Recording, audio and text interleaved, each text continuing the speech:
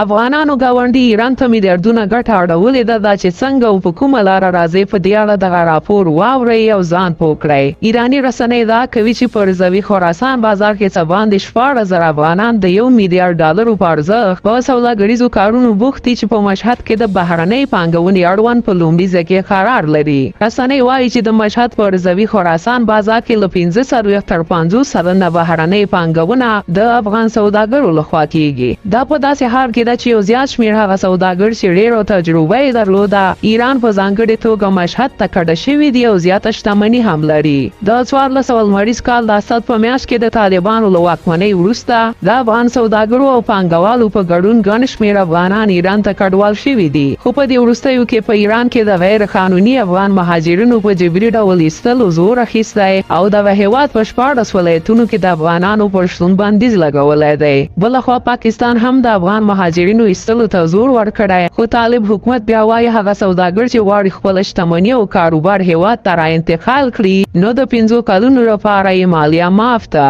خو یو شمېر راستانه شوي کډوال بیا له حکومته غوښتنه کوي چې دوی مسلکي او تجربه لرونکي دي نو حکومت دې ورته کار برابر کړي او د دوی له تجربو دې بشپړه ګټه واخلي.